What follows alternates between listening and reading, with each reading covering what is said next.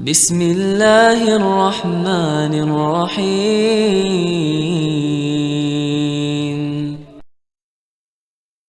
Abu Hasan al-Asy'ari dalam kitabnya Maqalatul Islamin dia berkata, "Wa hadza al-khadahu Abu Hudzail al-Allaf an Aristoteles." Jelas sekali kata dia bahwasanya Abu Hudzail al-Allaf mengambil akidah ini dari Aristoteles. Ya. Wa dzalika anna Aristoteles qala fi ba'd kutubihi anna al-bari ilmun kulluhu wa qudratun kulluhu. Karena dalam sebagian buku Aristoteles disebutkan namanya Tuhan itu, Kausa Prima itu ilmu seluruhnya, kudrat seluruhnya, kehidupan seluruhnya. Ya. Ilmunya adalah wa qala ilmuhu huwa ilmunya zatnya ilmunya. Tidak boleh kita bilang zat ada memiliki sifat ini sifat enggak, semua sifat ya itulah zat. Sehingga mereka mengatakan kalau kita mengatakan zat dan ada sifat-sifatnya berarti itu plural dan itu adalah kesyirikan. Mudah-mudahan antum paham ya. Intinya saya ingin menjelaskan bahwasanya mereka menolak sifat benar-benar murni karena syubhat dari falasifatul Yunan sebagaimana dinyatakan sendiri oleh Syahristani dan juga dinyatakan oleh Abu Hasan al-Asy'ari rahimahullah ta'ala. Tapi ini berkaitan dengan Mu'tazilah. Tapi bagaimana dengan pengaruh terhadap kaum Asy'ariyah? Baik.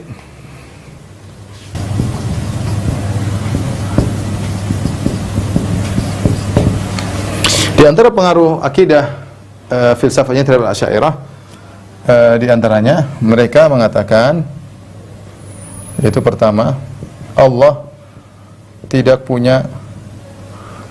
melakukan karena tidak memiliki tujuan tertentu, tidak memiliki tujuan. Ya, ini sudah sederhana. Kata mereka kalau sederhana, kenapa? Kalau Allah memiliki tujuan, berarti Allah belum sempurna. Kenapa? Karena jika Allah punya tujuan,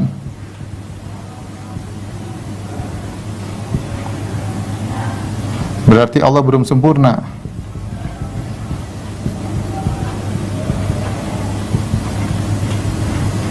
Karena dia baru sempurna, baru bisa sempurna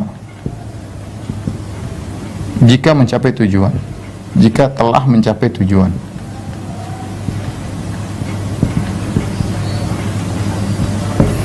Nah, sama ini juga melazimkan kalau Allah memiliki tujuan berarti Allah ada perubahan. Allah ingin menuju kepada tujuan tersebut berarti ada dinamis ya. Ini Allah memiliki tujuan karena jika Allah punya tujuan berarti Allah tidak sempurna. Dia baru sempurna kalau mencapai tujuan tersebut. Berarti Allah dinamis. Dinamis, tidak statis. Dan ini juga tidak boleh. Subhanallah, Tuhan mereka syaratkan tidak boleh begini, tidak boleh begini ya. Ya. Taib ini yang pertama ya. Pengaruh mereka. Saya bacakan dahulu pernyataan dari biar antum yakin, saya nukil langsung dari buku-buku mereka ya. Dan ini adalah akidah dari Asy'ariyah, ada akidah falasifah. Kita sudah sebutkan ini semua disepakati Allah tidak boleh punya tujuan. Ini adalah akidahnya Platonis dalam ilmu, dalam teori dia Al-Faidul Akbar, yaitu curahan ilahi, bahwasanya makhluk terjadi bukan tujuan Allah tapi konsekuensi dari keberadaan Allah. Sebagaimana kita jelaskan pada pertemuan kemarin, pertemuan pekan lalu, Allah tidak pernah berniat menciptakan makhluk dan tidak punya tujuan, tapi makhluk tersebut terjadi dengan sendirinya ya, yang merupakan konsekuensi dari kemahaan Allah Subhanahu wa taala. Ini adalah ngawur. Kemudian di antaranya Aristoteles juga mengemukakan teori hayuli dan surah yang sudah kita jelaskan bahwasanya hayuli bergerak bukan dengan kehendak Tuhan, tapi dia bergerak mencari surah agar bisa terbentuk sesuatu, karena sesuatu tidak bisa terbentuk kecuali gabungan antara hayuli dengan surah. Sudah pernah kita jelaskan juga. Intinya ini adalah akidahnya falasifah al-Yunan, bahwa Allah tidak punya tujuan. Dan ini diambil oleh Asy'ariyah. Saya katakan ya. Lihat Ar-Razi berkata dalam kitabnya Al-Arba'in fi Usuluddin, la yajuzu an takuna af'alullahi ta'ala wa ahkamuhu mu'allalatun bi'illatin al-battah. Tidak boleh mengatakan bahwasanya perbuatan-perbuatan Allah dan hukum-hukum Allah itu ada didasari oleh tujuan tertentu. Enggak boleh. Tidak boleh hukum-hukum Allah dan perbuatan Allah didasari oleh tujuan atau sebab tertentu. Tidak boleh sama sekali. Syubhatnya tadi sama, kalau Allah punya tujuan berarti Allah tidak dinamis, berarti Allah tidak statis dan Allah dinamis, dan Allah berarti ingin sempurna menuju tujuan tersebut. Berarti sebelum itu Allah belum sempurna. Kemudian juga dia berkata, la yajuzu an yaf'ala Allahu syai'an li gharadin khilafan lil Mu'tazilah wa li aktsaril fuqaha. Tidak boleh bagi Allah untuk melakukan sesuatu karena tujuan tertentu. Hal ini berbeda dengan Mu'tazilah. Kalau Mu'tazilah mengatakan Allah punya tujuan. Kalau hal ini Mu'tazilah sama dengan Ahlus Sunnah, maksudnya Allah punya tujuan. Mereka Asy'ariyah mengatakan tidak, Allah tidak boleh melakukan sesuatu li syai'an li gharadin, tidak boleh punya tujuan tertentu. Ya. Lana anna kulla man kana kadzalik kana mustakmilan bi fi'li dzalika syai'. Kenapa kata Ar-Razi? Karena kalau ada suatu punya tujuan berarti dia tidak sempurna sebelumnya, dia baru bisa sempurna kalau dia mencapai tujuan tersebut. Wal mustakmilu bi ghairi naqisun li dzati. Berarti yang ingin dan yang bisa sempurna karena sesuatu berarti dia tidak sempurna. Murni logika, ya. Padahal dalam Al-Qur'an banyak sekali Allah melakukan ini demi ini karena ini banyak sekali dalam Al-Qur'an. Lita'lamu, agar kalian mengetahui, Allahul ladzi khalaqa sab'a samawati wa mil ardi mithlahunna yatanazzal amru bainahunna lita'lamu anna Allah ala kulli syai'in qadir. Ialah Allah yang menciptakan langit dan bumi, langit 7 lapis langit dan 7 bumi, ya. Allahul ladzi khalaqa sab'a samawati wa mil ardi mithlahunna yatanazzal amru bainahunna, maka turun perkara-perkara di antara langit dan bumi, lita'lamu, agar kalian mengetahui. Allah lakukan itu semua agar kalian mengetahui. Anna Allah ala kulli syai'in qadir, bahwasanya Allah Maha Kuasa atas segala sesuatu. Wa anna Allah qad ahata bi kulli syai'in ilman, dan ilmu Allah meliputi segala sesuatu. Allah melakukan karena tujuan. Allah berfirman, "Dhaharul fasadu fil barri wal bahri liyudhiqahum ba'dalladzi amilu la'allahum yarji'un. Bima kasabat aydin nas liyudhiqahum ba'dalladzi amilu la'allahum yarji'un." Telah terjadi kerusakan di daratan, di lautan. Allah ciptakan kerusakan akibat ulah perbuatan manusia. Buat apa? Allah jelaskan. Liyudhiqahum ba'dalladzi amilu, agar Allah membuat mereka merasakan akibat sebagian ulah perbuatan mereka. Wala allahum yarji'un, semoga mereka sadar. Dan banyak. Wa ma khalaqtul jinna wal insa illa liya'budun, tidaklah aku ciptakan jin dan manusia kecuali untuk beribadah kepadaku. Jelas? Banyak sekali, dan kita bilang kalau kita manusia kalau melakukan sesuatu tanpa tujuan, orang enggak beres melakukan sesuatu tanpa tujuan. Afa hasibatum annama khalaqnakum abatha wa annakum ilaina turja'un. Apa kalian merasa kami menciptakan kalian hanya sia-sia, tidak kembali diminta pertanggungjawaban? Ini semuanya murni karena logika, mendahulukan logika, tidak akhirnya dalil akhirnya dibuang, ya. Dan inilah akidahnya Asy'ariyah, ya, ketika mereka menyatakan Allah tidak boleh berbuat dengan tujuan. Tapi di antaranya akidah Asy'ariyah juga yang merupakan terpengaruh dari falasifah, yaitu yang kedua, Allah harus statis.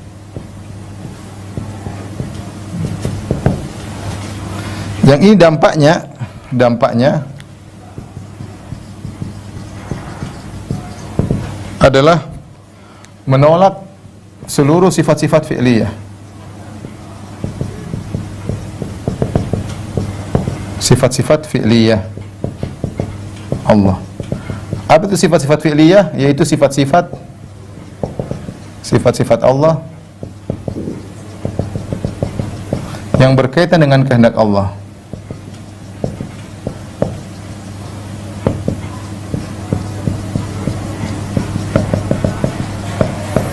Contoh misalnya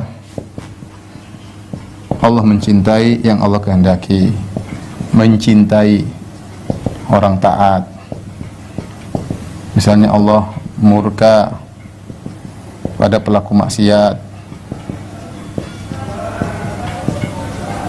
Misalnya Allah berbicara kepada yang Allah kehendaki.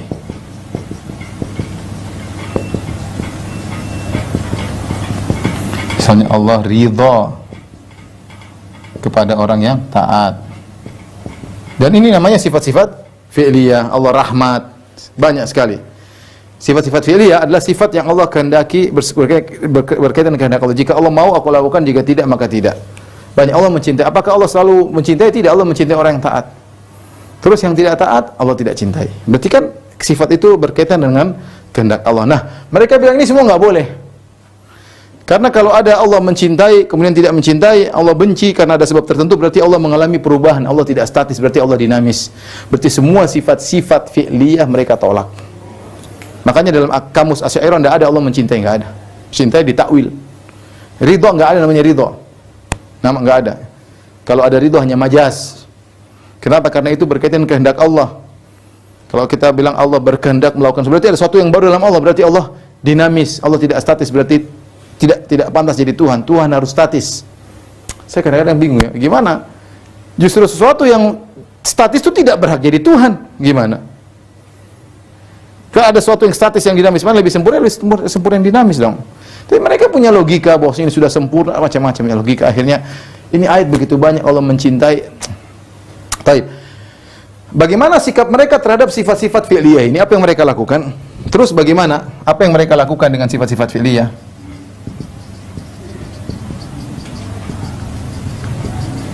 Dengan ratusan ayat, ratusan dalil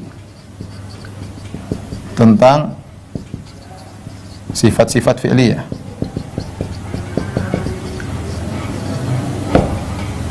Ada dua metode.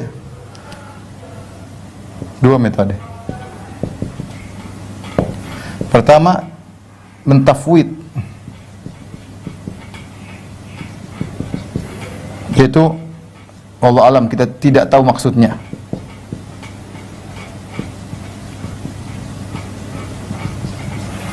Yang kedua adalah mentakwil. Mentakwil juga ada dua mereka lakukan. Pertama, ditafsirkan dengan sifat zatiyah. Yang kedua, ditafsirkan dengan makhluk.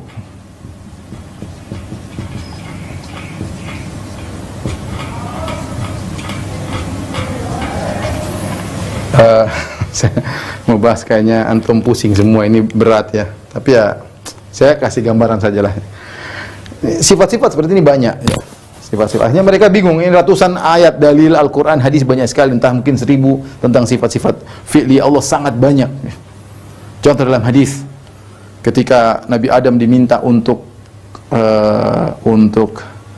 memberi syafaat, kata Nabi Adam, saya nggak bisa. Kenapa? Inna Rabbi qad ghadiba al-yawma ghadaban lam yaghdab qablahu mithlahu wa la yaghdab ba'dahu mithlahu. Perhatikan. Hadis sahih dalam Sahih Bukhari. Sungguhnya Rabbku sedang murka pada hari ini dengan kemurkaan yang Allah belum pernah murka sebelumnya seperti ini, dan Allah tidak akan murka setelahnya seperti ini. Allah dinamis, berarti ada murka baru, murka model baru. Mereka ini nggak bisa. Menurut logika mereka nggak jalan. Ini dinamis dong. Harusnya Allah statis. Bagaimana Allah murka dengan suatu murka yang sebelumnya Allah tidak pernah murka sebelum itu? Berarti dinamis. Mereka bingung ya. Sekarang Allah ketika berbicara dengan Nabi Musa misalnya, wa ma tilka biyaminika ya Musa, apa yang ada di tangan kananmu wahai Musa? Ini kan dinamis berarti. Wa ma tilka, kalau bahasa Indonesia, apa yang ada di tangan kananmu. Apa datang dulu baru kemudian yang di tanganmu. Kata mereka ini nggak bisa. Ini dinamis. Sehingga mereka mengatakan tidak ada firman Allah dengan lafal dan huruf, suara nggak ada. Ini semua dinamis. Terus gimana? Allah punya kalam qadim, mereka takwil lagi. Bingung, terlalu banyak mereka takwil. Karena sudah terbentuk dalam benak mereka Allah harus statis. Pemikirannya filsafat Yunani. Ya. Kalau lu sunnah gampang, Allah berbicara, apa salahnya? Memang syarat Tuhan tidak boleh begitu. Mana syarat, mana dalilnya Tuhan harus statis? Ya. Kalau kita mudah sekali, Allah berbicara Nabi Musa menimpali, wa matil kabiyaminika ya Musa, apa di tanganmu wahai Musa? Kata Nabi Musa, hiya asaya atawakkau 'alaiha. Ya. Ini adalah tongkatku, aku bertelekan dengannya. Allah mengatakan, alqiha, lemparkan. Ini enggak mungkin bagi mereka ada sifat begini bagi Allah, karena Allah harus statis. Makanya kalau dikatakan Allah ridho kepada, misalnya kata mereka, Allah ridho kepada Khalid bin Walid. Sejak zaman azali Allah sudah ridho kepada Khalid bin Walid dan tidak pernah berubah keridhaan tersebut meskipun Khalid bin Walid sedang membunuh kaum muslimin di perang Uhud ketika masih musyrik. Allah sudah ridho kepada dia. Nah, kalau kita bilang enggak, ketika itu Allah lagi marah, kemudian ketika Khalid masuk Islam Allah ridho, ini dinamis, berarti nggak bisa. Kita tanya sama mereka, sekarang kalau kita lagi maksiat Allah ridho atau tidak? Ya harusnya kan kalau ahlu sunnah mudah, Allah benci orang bermaksiat. Nah kalau kita bertobat Allah senang. Kata mereka nggak bisa begini, berubah-berubah. Tadinya benci sama saya, kemudian cinta sama saya, ini nggak bisa, dinamis. Jadi mereka bingung sendiri, harusnya mereka takwilnya. Saya ingin menjelaskan takwilnya, tapi nanti itu terlalu panjang. Saya cuma kasih gambaran global. Ini pembahasan sudah saya bahas dalam Syarh Aqidah Wasithiyah dengan panjang lebar ya. Saya akan gambarkan saja bagaimana kebingungan mereka menghadapi ayat-ayat yang banyak tentang sifat-sifat fi'il. Allah mengatakan fa'alul lima yurid, Allah menghendaki apa yang dia kerjakan. Mereka tafsirkan lagi sifat mahabbah dengan iradah. Kata mereka ada sifat statis, iradah. Itu iradah statis, ilmu statis, kudrah statis, tidak pernah berubah. Terus kalau mahabbah artinya apa? Mahabbah artinya Allah menghendaki pahala bagi orang tersebut. Baik, kita bilang Allah berfirman, wattakhadallahu Ibrahim khalila. Allah menjadikan Ibrahim sebagai kekasihnya. Kita tanya, Allah cinta enggak sama Ibrahim? Baik, Nabi Muhammad berkata, Inna Allah takhadani khalilan kama takhada Ibrahim khalila. Sungguhnya Allah menjadikan aku kekasihnya sebagaimana Allah menjadikan Ibrahim sebagai kasihnya. Kalau kita Ahlussunnah muda, Allah cinta sama Nabi Muhammad SAW. Kalau mereka bingung bilang cinta, oh nggak bisa, cinta tuh bagaimana? Cinta tuh berarti ada begini. Kalau begitu tanya sama mereka, Allah cinta nggak sama Nabi Muhammad? Kalau mereka yang pandai akidah Asy'ariyah, mereka pasti bilang nggak mungkin. Karena sifat cinta itu tidak ada. Sifat cinta menunjukkan ini, melazimkan ini, melazim, di antaranya kedinamisan dan yang lainnya. Dan ini pembahasannya panjang, tapi saya tidak ingin panjang lebar. Ya. Saya khawatir anda bingung, tapi saya sudah, insya Allah saya tulis, nanti saya lagi siapkan Syarah Aqidah Wasithiyah, semuanya sudah saya tulis dalam tulisan, transkrip dari ceramah-ceramah, dan sudah tulisan saya siapkan juga. Insya Allah saya lagi proses untuk menerbitkan buku Syarah Aqidah Wasithiyah. Ya. Tapi perlu kita tahu bahwasanya inilah akidah yang kita berdebat-debat dengan mereka ya, dalam rangka kita ingin menetapkan Allah punya sifat-sifat ini. Kalau mereka tidak boleh, karena kalau kita tetapkan sifat-sifat ini maka Allah tidak memenuhi syarat Tuhan, karena Allah tidak boleh dinamis. Allah tidak boleh dinamis. Makanya mereka menafsirkan sifatul kalam dengan kalam qadim. Allah tidak pernah bilang alif lam mim dzalikal kitabul. Allah tidak pernah berbicara Alhamdulillahirabbil alamin arrahmanir rahim maliki yaumiddin. Enggak ada. Kalau kita Ahlussunnah, orang mengerti ini firman Allah, ini terjemahannya, ini tafsirannya. Kita semua bilang Al-Qur'an firman Allah, kata mereka enggak bisa. Kalau kita bilang Al-Qur'an firman Allah berarti dinamis dong. Alif lam mim, berarti alif dulu baru lam baru mim, dinamis. Enggak bisa. Dan ini sudah kita bahas dalam sifatul kalam, sama. Syubhatnya Allah harus statis. Sampai mereka bingung ketika berbicara tentang Allah Maha melihat.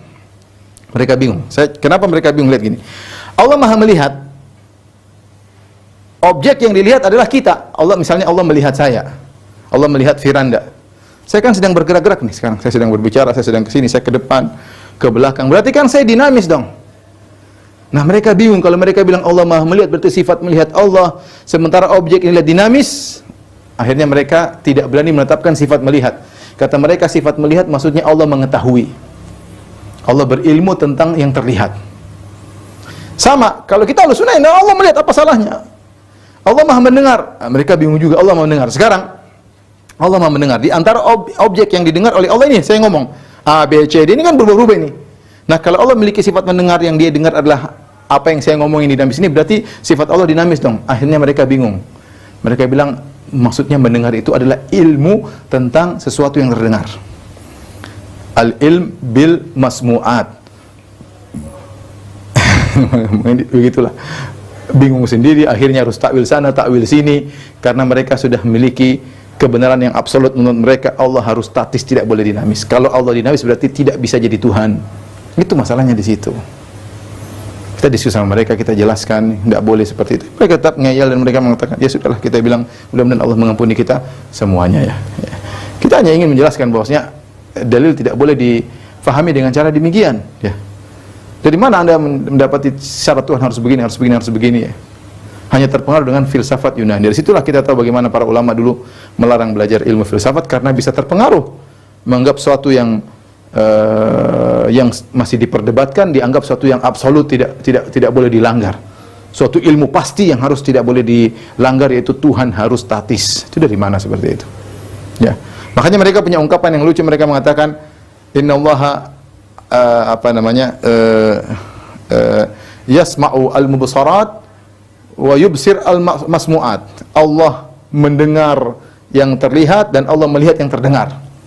Mereka punya ibarat yang lucu itu.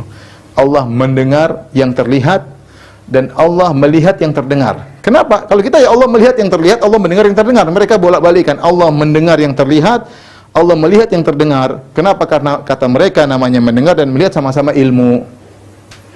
Dan ini tidak benar. Menurut Ahlussunnah sifat ilmu beda dengan sifat melihat. Sifat melihat tidak sama dengan sifat mendengar.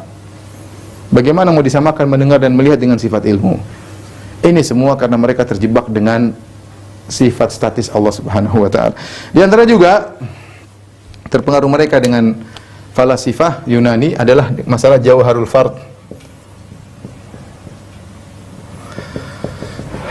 Tapi saya rasa sampai di sini aja. Ini nanti antum baca aja kalau bukunya sudah terbit, baca sendiri ya. Saya mau jelaskan nanti panjang lebar lagi tambah puyeng. Oleh karenanya sampai sini saja dulu ya.